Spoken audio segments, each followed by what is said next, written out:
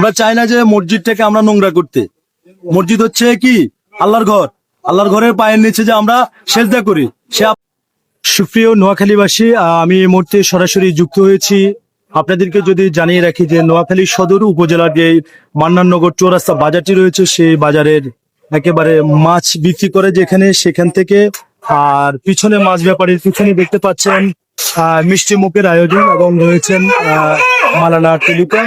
আর এই পাশটা যদি দর্শক একটু দেখিয়ে রাখি, এটি হচ্ছে আল্লাহর ঘর মসজিদ। আর এই মসজিদের মান্নাননগর যে জামে মসজিদটি রয়েছে, সেই জামে মসজিদের একেবারে মেইন গেট যেটি, সেটি হচ্ছে এটি। আর পাশেই কিন্তু দর্শক দেখতে পাচ্ছেন মাছ বিক্রি করছেন।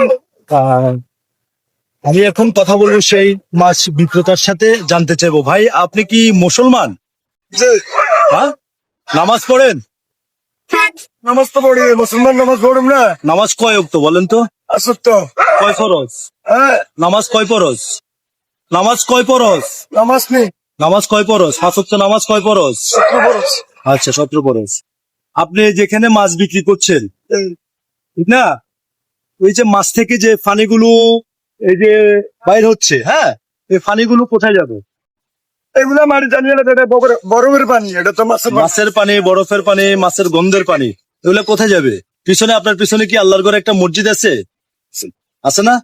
আমরা যদি মনে কোনো প্রকারে আঘাত পাই, কষ্ট পাই, বা আমরা কোথায় যাই সেজদা করি? আল্লাহর ঘর মসজিদে না? তো এই মান্নাননগর জামে মসজিদের গেট তো একটাই, গেট তো আর দুইটা নাই, আছে।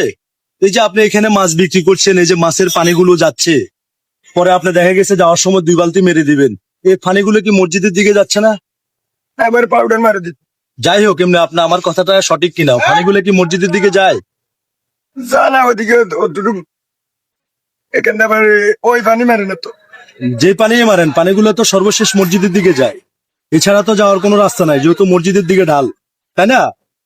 এই যে পানিগুলো যাচ্ছেন, নামাজ পড়তে হলে শরীর পাক লাগে, নামাজের জায়গা পাক লাগে, শতব ঢাকা লাগে, ক্যাবলামুখী হওয়া লাগে, তাহলে এই যে মাছের যে কাঁচা পানিগুলো, এগুলো তো মসজিদের দিকে প্রবেশ করছে, জিনিসটা কি ঠিক হচ্ছে?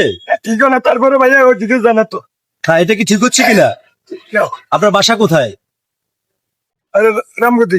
রামগতি। নেক্সট টাইম যখন আপনি এই বাজারে মাছ নিয়ে আসবেন, আপনি তো ব্যবসা করতে হবে, ঠিক না? মাছ ব্যবসা করতে হবে, বাজারের দায়িত্বে যারা আছে তাদেরকে বলবেন যে ভাই আমাকে ভালো একটা জায়গায় বসান, এখানে যদি আমি মাছ বিক্রি করি, মাছের যে পানিগুলো আছে, সে পানিগুলো মসজিদের দিকে যাচ্ছে, সে মসজিদে যাওয়ার কারণে অনেক মুসল্লি নামাজ পড়তেও কিন্তু কি কষ্ট পাচ্ছে, ঠিক আছে? বলবেন তো? আপনি বলেন, এই যে এখন আমি যে কথাটা বলতেছি, এটা কি সঠিক না মিথ্যা? হ্যাঁ, এদিকে তাকায় বলেন, সঠিক না মিথ্যা বলছি? সঠিক। সঠিক। আপনি আসলে পরবর্তীতে ওনাদেরকে জানাবেন, এখানে আর বসার চেষ্টা করবেন না, কারণ আপনার নোংরা পানিগুলো আল্লাহর ঘর মসজিদের দিকে যাচ্ছে, আপনার আবর্জনা পানিগুলো মসজিদের দিকে যাচ্ছে। ধন্যবাদ। দর্শক দেখতে পাচ্ছেন যে আসলে আমি যদি জানিয়ে রাখি, এখানে উৎসব জনতা রয়েছেন।